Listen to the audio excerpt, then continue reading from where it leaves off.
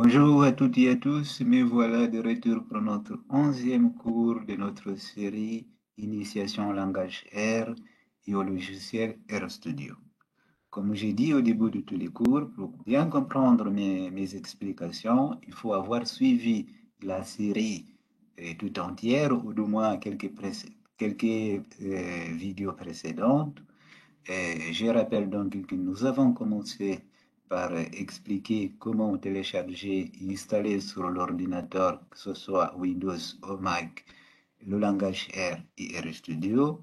Ensuite, le cours suivant a consisté à expliquer comment les fonctionnalités de RStudio, qui est un logiciel pour pouvoir développer du code R. Et ensuite, les objets R, notamment les vecteurs, les facteurs, les listes, les matrices, les tableaux, les data frames, etc., etc. Donc tout ça, vous allez trouver ces explications-là dans les cours précédents. Autre chose que je voulais dire, c'est que pour le cours précédent, c'est-à-dire le 10e cours, à un moment donné, repartagé mon écran et à un moment donné, ça n'a pas bien fonctionné.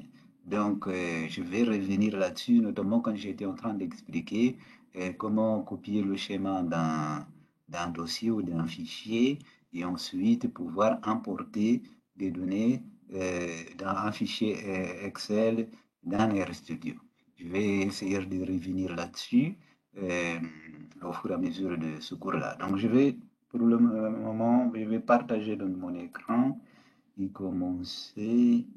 Donc, je vais aller donc, sur RStudio ici et commencer le cours d'aujourd'hui. Alors, le cours d'aujourd'hui sera consacré à ce qu'on appelle, que j'ai mis ici, le data wrangling en anglais, ou parfois on appelle ça data merging ou parfois data processing. Mais disons plutôt data processing, c'est-à-dire c'est le traitement des données avant l'analyse. Avant d'analyser les données, il est parfois nécessaire de transformer les données, parfois de transformer d'un type de données à un autre, c'est-à-dire d'une variable, par exemple, numérique à une variable facteur, ou si vous préférez, d'une variable continue à une variable catégorielle, transformer les différentes, calculer les moyennes pour pouvoir fonctionner, faire des analyses sur des moyennes, etc., etc. Donc, il y a des traitements, on a besoin de faire des traitements des données avant les analyses. Et tous ces processus de transformation des données et de traitement des données avant l'analyse, c'est ce qu'on appelle le data process. Alors, j'ai commencé ici pour vous donner quelques packages, par exemple, sur les packages pour importer des données, pour transformer les données. Alors, ce package-là, c'est pour transformer les données. Excuse-moi, c'est pour importer les données un fichier Excel. Celui-là, c'est pour exporter un fichier Excel. Vous avez tous ces packages-là qui sont des packages pour faire des traitements de données, notamment celui-là, le déplir, celui-là, par exemple, celui-là, celui-là. Ce sont des packages très utilisés. Vous avez aussi, j'ai mis ça, toutes sortes de packages avec toutes les explications ici pour faire quoi? Des packages pour les analyses, par exemple celui-là pour psychologie, un package qui s'appelle Psy, ça pour les régressions, etc., etc. Donc, ça, ce code-là, vous allez les trouver dans le descriptif de la vidéo et vous allez trouver le lien pour aller sur mon GitHub et télécharger ce code. Vous pouvez donc vous entraîner à faire ce traitement de données. Alors, la première chose qu'on va faire aujourd'hui, c'est que on va d'abord installer ce package-là, questionnaire avec un R à la fin. Je fais le run pour installer ce package. Ensuite, je charge le package sur RStudio. Et je vous rappelle que donc, si vous voulez savoir quels sont les packages que vous avez déjà installés dans RStudio, vous pouvez venir ici, c'est écrit package. Ici, vous avez le nom de tous les packages qui sont déjà installés sur RStudio, d'accord, sur votre ordinateur. D'accord? Vous avez ici la liste de packages, ça c'est File, Et donc, j'utilise la fonction de ce package-là, s'appelle data, qui permet de charger donc un jeu de données qui s'appelle HDV 2003. C'est une enquête sur la vie des Français qui a été menée en 2003. Et donc, nous allons utiliser cette enquête-là pour pouvoir commencer à faire des traitements de données. D'accord? D'abord, une fois qu'on a chargé cette enquête-là, on va donc, il s'agit d'un data frame, on va donc assigner ce data frame-là à une variable, c'est D1. Ça, je fais le rang de ça. Désormais, mon data frame s'appelle D1. Alors maintenant, si j'ai envie de visualiser, de voir ce tableau-là, ce data frame-là, j'utilise cette fonction view en majuscule, V en majuscule. Hein, OK? Si vous mettez V en minuscule, ça ne fonctionne pas. Donc, je mets entre parenthèses le nom de data frame. Si je lance ce code-là, vous voyez, ici, vous avez le data frame. D'abord, nous avons la première variable ici, qui est variable ID, les identités. C'est des numéros 1, 2, 3, 4, parce que ça correspond à des individus. Ce sont des lignes qui correspondent, chaque ligne correspond à un individu, c'est-à-dire une personne qui a participé à l'enquête. Ensuite, vous avez les noms, le sexe, le niveau d'études, le poids, l'occupation, la qualification, si la personne a des frères et des sœurs, combien de frères et de sœurs elle a, etc., etc. Donc, vous pouvez utiliser ça, cette fenêtre-là, pour aller voir jusqu'à où va ce tableau. Donc, je reviens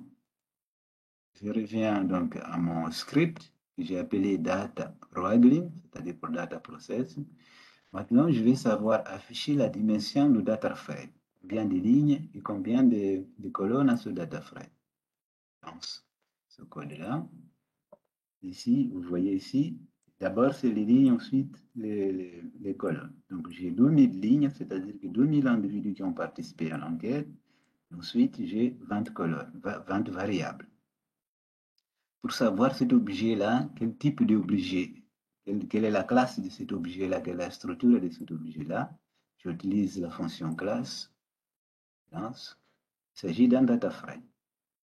Si je veux savoir, par exemple, quelle est la classe de chaque variable de data frame, j'utilise cette fonction-là, supply, et je mets le nom de data frame, et je mets la fonction classe. Mais ça, on peut aussi utiliser la structure, simplement utiliser la fonction structure pour pouvoir voir quel type de variables nous avons. Ici, nous avons, par exemple, nous avons toutes les informations. Ici, il s'agit d'un nombre entier. La première variable ID. La deuxième âge, il s'agit du nombre entier aussi. La deuxième, c'est facteur parce que c'est homme ou femme, c'est-à-dire les différentes modalités du facteur, etc., etc. Glimpse permet de faire la même chose aussi, c'est des fonctions. Glimpse. Alors, la fonction glimpse ne fonctionne pas parce que je n'ai pas lancé les. Il faut que je lance ici les. Il faut que je lance ici toutes les fonctions. C'est ça, il faut que je charge tous les packages. Cette fonction-là fonctionne avec les packages, donc je dois charger les packages. Et maintenant, si je lance cette fonction, voilà, maintenant la fonction fonctionne. Donc voilà, vous voyez ici, il y a donc les variables, et pour chaque variable, l'indication int, ça veut dire qu'il y a un nombre entier, ça veut dire que c'est un facteur, etc.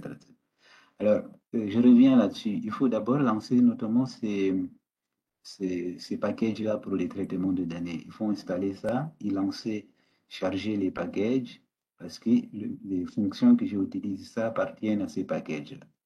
OK? Donc voilà, la structure. Si j'ai envie d'avoir des informations résumées, c'est-à-dire descriptives, des analyses descriptives de ce tableau-là, j'utilise la fonction summary. Si je lance cette fonction-là, summary, voilà. Summary me permet d'avoir pour chaque variable la valeur minimum, la valeur maximum, la médiane, la moyenne, le premier quartile, le deuxième quartile, le troisième quartile, etc., etc. Pour chaque variable, j'ai ici donc des statistiques descriptives en quelque sorte. Donc pour ça, il faut utiliser la fonction summary. Explorer les colonnes et les lignes dans DataFrame.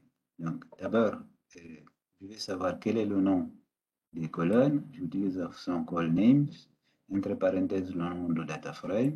Voilà. Ici, ça me donne le nom des colonnes. Le nom de colonne, le nom des lignes, j'utilise row name. Ici, j'ai le nom des. En fait, c'est des numéros, les lignes, ça va jusqu'à 2000 individus. Hein? Des, des putes, c'est une fonction qui permet d'avoir les noms des colonnes séparés par des virgules. Hein? C'est une liste. Bon, voilà, ici j'ai une liste avec, ou plutôt, si vous préférez, un vecteur avec les noms des colonnes et séparés par le virgule. Donc, on utilise cette fonction-là. Si j'ai envie d'afficher la position index d'une colonne en indiquant son nom, j'utilise grep. J'ai mis le nom de la colonne en question et j'ai mis call name le data frame. Si je lance ce code-là, ici ça veut dire que cette variable-là est positionnée à la place 7. C'est la septième variable au niveau du data frame. Cette fonction-là permet de savoir à quelle position une colonne ou une variable est située. Ça aussi, ça permet de faire la même chose. Ce code-là permet de faire la même chose. Alors maintenant, explorer les dimensions et les stats descriptives des colonnes et des lignes. Length, si je veux savoir quelle est la longueur par exemple, de cette colonne-là, j'indexe d'abord la colonne, c'est-à-dire que je mets, si vous vous souvenez bien, je mets pour indexer une colonne, j'utilise le nom du data frame, le symbole $, ensuite le nom de la colonne. Il s'agit ici d'une indexation par nom. Puis la fonction length qui permet de savoir quelle est la longueur du vecteur en question, de la colonne ou de la variable si vous préférez. Donc 2000, valeur maximum de cette colonne-là, par exemple, pour calculer la valeur maximum, le minimum, le range, c'est-à-dire que ça part, si par exemple, je calcule le range, ça va donc de 0 à 22. De 0 à 22. Ici, c'est le nombre de sœurs, le nombre de frères.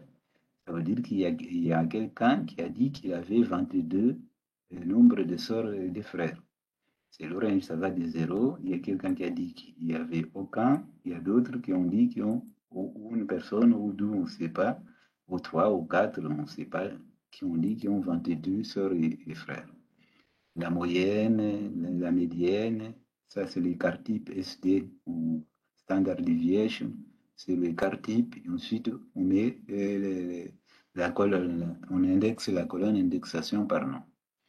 Voilà, ici vous avez tout, donc je ne vais pas aller en détail du tout parce que j'ai tout bien expliqué ici dans les commentaires, qu'est-ce qu'il faut faire pour obtenir quoi exactement. Par exemple, pour calculer le mode, R n'a pas une fonction pour calculer le mode. Donc, on peut construire sa propre fonction. Et je vais revenir là-dessus dans les cours à venir. Comment construire sa propre fonction pour faire quelque chose. Il y a des fonctions qui viennent avec les packages, il y a des fonctions qui viennent avec les packages de base R qui sont déjà là. Donc, la fonction se caractérise encore une fois pour un nom. Ensuite, les parenthèses, les arguments de la fonction, on appelle ça aussi des paramètres de la fonction. Ça, ce sont des fonctions que les développeurs informatiques ont déjà créées. Mais vous pouvez aussi créer votre propre fonction, ensuite l'utiliser. J'ai fait une vidéo d'ailleurs particulière, une vidéo dédiée à comment faire une fonction, etc. Quelles sont les caractéristiques d'une fonction. Vous pouvez aller sur YouTube, chercher Germano Veracruz fonction, vous allez voir la vidéo qui correspond aux fonctions, mais je vais encore une fois revenir là-dessus dans les cours à venir. Voilà, donc une fois que vous avez fait votre fonction, vous pouvez utiliser votre fonction pour calculer le mode de n'importe quel vecteur. Renommer les colonnes, comment renommer des colonnes, vous avez ici l'explication, comment renommer une colonne.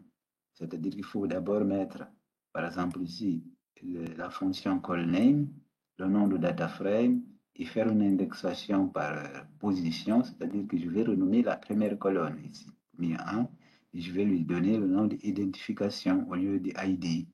Si j'ai envie de renommer une série de colonnes, alors j'utilise ici l'indexation de 1, 12 points jusqu'à 20, de la colonne 1 jusqu'à 20, et j'utilise cette fonction past, et je vais mettre col 1, suivi de 1, 2, etc. Ça veut dire que dans le nommage de ces colonnes-là, je vais commencer d'abord par le nom col, ensuite de 1 à 20, séparé, sans séparation. Le CEP égale à guillemets là sans séparation, ça veut dire qu'il n'y a pas de séparation. Ça veut dire qu'en fait, j'aurai, à la fin, j'aurai quelque chose comme ça. Après, comme ça, col 1, virgule, col 2, col 2, virgule, col 3, etc. Je vais renommer les colonnes comme ça, col 1, col 2, etc. Par ailleurs, vous aurez qu'à lancer ces codes-là une fois que vous avez téléchargé le code. Vous allez lancer ce code-là pour voir qu'est-ce que ça fait. Après, vous allez à chaque fois aller visualiser le tableau pour voir quelles sont les transformations qui ont eu lieu. Si vous voulez, par exemple, que j'efface ça, je peux faire ça, par exemple, comme ça, vous allez voir qu'est-ce que ça donne exactement. Là, je fais ça. Je reviens donc sur le tableau. Vous voyez ici, on a maintenant col 1, col 2, col 3, etc., etc. D'accord? Ça, c'est quelque chose qui, en termes de nom de colonne. Donc voilà, mais bon, ça ne m'intéresse pas vraiment parce que, en fait, moi, je sais que je vais avoir le nom original, mais pour ça, alors il va falloir que je revienne en arrière et que je relance ça. Je relance ça. Ensuite, je relance ça. Voilà. Maintenant, mon tableau, maintenant, il est nouveau avec les noms initiales. Je reviens sur mon script, je continue mon explication. Donc, à chaque fois, renommer les colonnes, sélectionner une partie du data frame. Vous avez ici, j'ai toutes les explications ici, hein. Et en fait, je reviens sur les cours précédents et j'explique comment faire les indications, l'indexation pour sélectionner certaines colonnes. Tout est bien expliqué ici. Hein, d'accord? Pour sélectionner certaines variables, renommer certaines variables, utiliser, changer le type d'une colonne, par exemple, une colonne qui est numérique pour les transformer en facteur continu, par exemple l'âge, la colonne âge est une colonne continue, valeur continue, je vais le transformer en facteur, j'utilise asFact et je mets entre parenthèses la variable en question, la colonne en question. D'abord le nom de la data frame, le symbole $, ensuite le nom de la colonne, ici. Donc, je stocke ici dans une nouvelle, dans la même variable. Soit je peux stocker dans la même variable, c'est-à-dire que je remplace la variable âge continue par la variable facteur, cette fois ici avec les catégories, avec les modes de différentes modalités. Pareil, si j'ai envie de transformer des facteurs en numérique, par contre, il faut utiliser la fonction asFact, as numérique, excuse-moi, as numérique.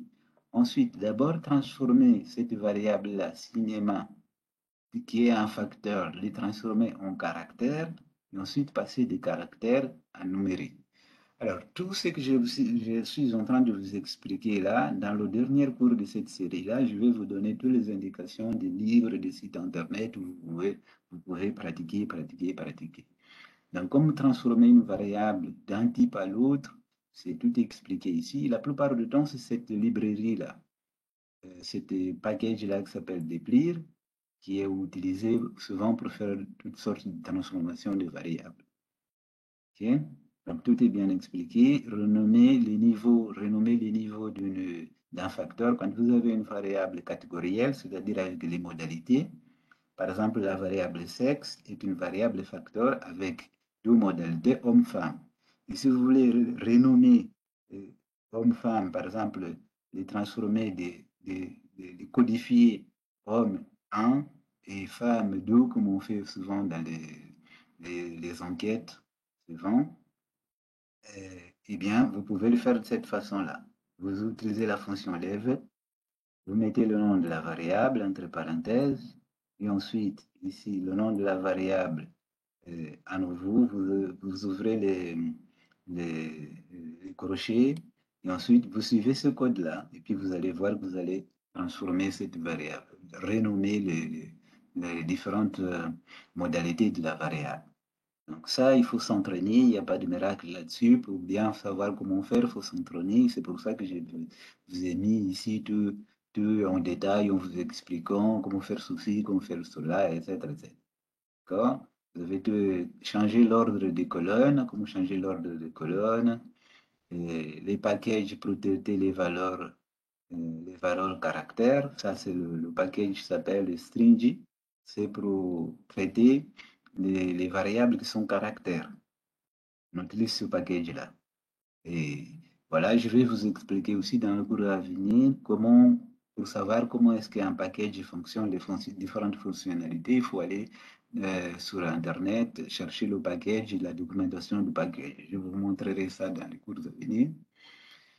Calculer les sommes et les moyennes sur les colonnes et sur les lignes. Par exemple, quand vous avez un data frame, parfois, je vais revenir ici sur ce data frame-là, parfois on a envie de créer une nouvelle variable, par exemple à la fin, ici, une nouvelle variable, ici à la fin de celle-là, une variable qui contient la moyenne des lignes, par exemple, la moyenne, ou à la fin du tableau, ici, on peut créer aussi une nouvelle ligne avec la somme ou la moyenne ou la médiane de chaque colonne.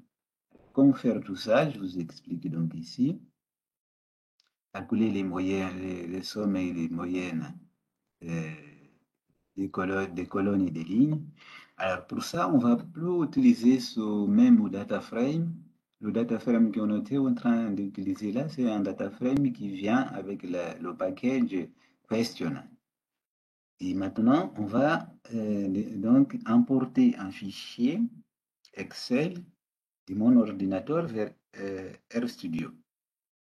Et ce fichier-là, ce fichier-là, qui est un fichier de type tabulaire Excel, dans le descriptif de cette vidéo-là, vous allez donc avoir vous allez trouver un lien pour aller télécharger le fichier. Et ensuite, vous pouvez enregistrer le fichier sur votre ordinateur, l'emporter sur le studio et commencer à faire les mêmes opérations que je suis en train de faire ici. D'accord? Alors, je ne vais pas revenir sur comment copier le schéma d'un dossier ou dans un fichier Windows, parce que ça, j'ai expliqué ça, j'ai une vidéo où il explique comment faire ça. Au début, je crois que c'est le cours numéro 2. Donc, je ne vais pas revenir là-dessus. Par contre, je vais réexpliquer ça là. Qu'il faut mettre d'abord, utiliser ce package-là, ensuite la librairie pour charger le package, et on utilise cette fonction-là, read Excel. On ouvre les guillemets, on met le schéma. Il faut aller copier le schéma de votre fichier qui est sur l'ordinateur, le mettre ici. Pour savoir comment copier le schéma, eh bien, vous allez au cours numéro 2, regarder la vidéo. D'accord? Et ensuite, il faut mettre le nom du sheet, c'est-à-dire de la feuille Excel, et le range. Alors, je vais départager ici et repartager encore une fois. Vous allez sur Excel. J'ouvre Excel. Voilà, nous sommes sur Excel. Alors, ici, comme vous voyez ici, Excel, sur ce fichier Excel, on a différentes feuilles. D'accord? Donc, il faut indiquer le nom de la feuille où est le tableau que vous voulez importer. Donc, ici, c'est Data 3. C'est le nom de la feuille. Ensuite, il faut indiquer le range. Le range, c'est quoi? C'est-à-dire où est-ce que le tableau commence? Le tableau commence ici, là. C'est-à-dire la première ligne et la première des colonnes la première colonne où il y a les tableaux. Pourquoi il faut indiquer ça? Parce que le tableau ne commence pas ici. Donc, ne commence pas sur la première ligne et sur la première ligne et la première colonne du fichier Excel. Comme le tableau est légèrement excentré au milieu, donc il faut indiquer où est-ce que vous voulez que le tableau commence. Dans ce cas-là, c'est ici. Et vous voyez ici, là, ici, vous avez donc, ça commence à la colonne B et à la ligne 11. Donc, vous prenez note, vous notez ce numéro-là, B11. Ensuite, vous allez à la fin du tableau. La dernière colonne et la dernière ligne est ici, là. Ici, ça c'est la dernière ligne et la dernière colonne. Et donc, ici, vous allez, c'est O139. La dernière ligne est la colonne. D'accord? C'est ces informations-là qu'il faut prendre. Je répète encore une fois, le nom de la feuille Excel, où est le tableau, la première ligne et la première colonne, vous notez ça B11, et la dernière ligne, la dernière colonne, ici là, vous notez cette information. Donc j'arrête le partage, et je repartage encore, je reviens sur RStudio,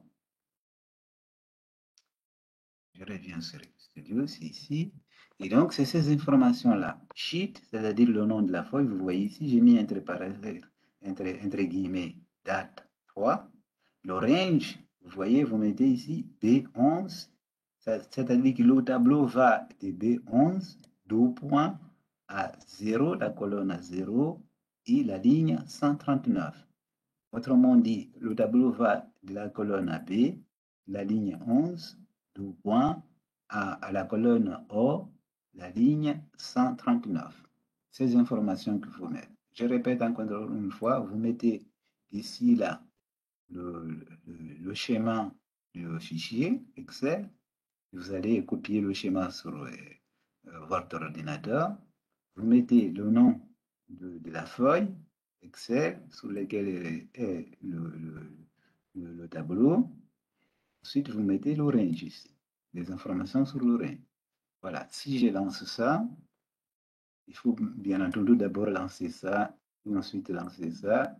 Et comme j'ai déjà fait, donc si vous lancez ça, vous avez importé votre fichier. Voilà.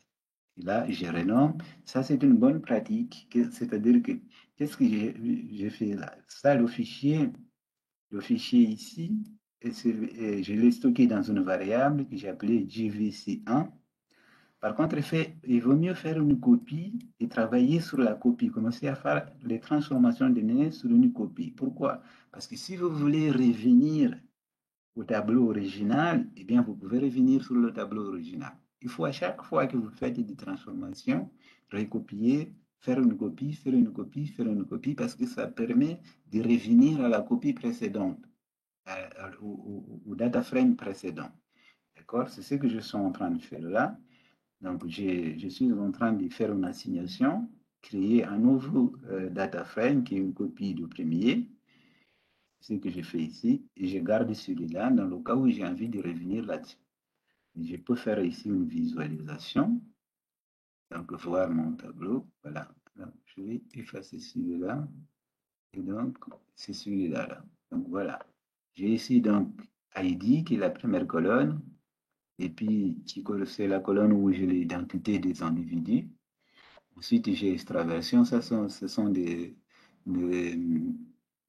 ce qu'on appelle des traits de personnalité selon le Big Five, Venture, extraversion, agréableness, conscientiousness. Et puis j'ai ici une variable qui est sur l'empathie cognitive, l'empathie affective, le social et la désirabilité sociale, ensuite les origines, etc. En fait, c'est un data frame où pour chaque individu, j'ai mesuré les traits de personnalité, l'empathie cognitive, l'empathie affective, la désirabilité sociale, les origines, l'âge, les niveaux d'éducation. Et ensuite, à la fin, j'ai mesuré un score de récidive criminelle. En fait, ce sont des personnes qui ont commis, disons, je ne les ai pas identifiés ici. Je ne vais même pas dire quel type de crime ils ont commis. Mais ce sont des personnes qui ont été condamnées parce qu'ils ont commis un crime dont le nom je ne le dirai pas. Il s'agit de mesurer quel est le score de récidive potentielle. Voilà. Et donc, j'ai plusieurs variables ici. Et ensuite, à la fin, j'ai ici deux types de scores qui indiquent quelle est la probabilité de cette personne-là commettre à nouveau le même crime. D'accord? C'est à peu près, pour vous donner le contexte, c'est à peu près un data frame sur ça, à peu près. Voilà. Mais ça n'a pas d'importance. L'essentiel, c'est juste ici pour s'entraîner. Donc, je reviens sur mon code. Donc, voilà, faire des stats descriptives sur les colonnes et sur les lignes. Par exemple, si j'ai envie de calculer la somme des- la, la somme des colonnes, j'utilise cette fonction-là, le NA.RM, c'est-à-dire que s'il y a des valeurs manquantes, il faut quand même faire la somme. On fait la somme sur les colonnes, concaténer deux data frames par les lignes. Et il y a toutes les explications ici, hein. Comment créer une nouvelle variable avec la somme des lignes, etc., etc. Vous avez ici toutes les voilà. Gérer les valeurs manquantes, par exemple, comment vérifier si dans une colonne il y a des valeurs manquantes, comment les remplacer, les valeurs manquantes. Il y a toutes les informations ici. Remplacer les valeurs manquantes par la moyenne, par la médiane ou par le mode. Et il y a toutes les explications ici comment faire. Et, et fonctions pour calculer le mode. Donc ici, vous avez toutes les explications pour transformer les données en calculant la moyenne, en créant de nouvelles variables, etc., etc. Donc il vous suffira à vous suivre le lien qui sera dans la descriptif de cette vidéo-là pour aller sur mon GitHub, télécharger ce code-là et refaire la même chose et à chaque fois aller vérifier aller regarder le tableau pour voir les transformations qui s'en suivent à partir du moment où vous lancez le code. D'accord? Ça, ce sera à vous de jouer maintenant, de vous entraîner là-dessus en utilisant ce script-là. Donc voilà, donc le cours d'aujourd'hui était essentiellement pour des data processing, de transformer les données avant donc l'analyse ou au cours de l'analyse, peu importe. Et pour ça, il va falloir vous entraîner à faire plusieurs opérations et en sachant qu'il y a des paquets spécifiques pour faire cela, pour transformer les données, il faut les connaître. Il faut utiliser les fonctions, connaître les fonctions qui sont associées à chaque package pour faire quoi. Et souvent, dans les packages, il y a la documentation du package, il y a les fonctions et la documentation des fonctions.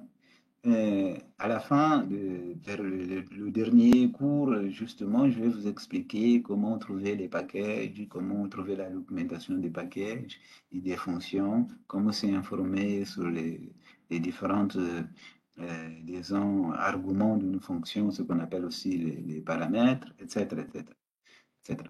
Donc ça, c'est un travail individuel que chacun doit faire. Je vous l'accorde que ça prend du temps, que c'est difficile, mais il faut passer par là pour comprendre comment utiliser le langage R et le logiciel RStudio pour faire des analyses statistiques, pour traiter les données, etc., etc.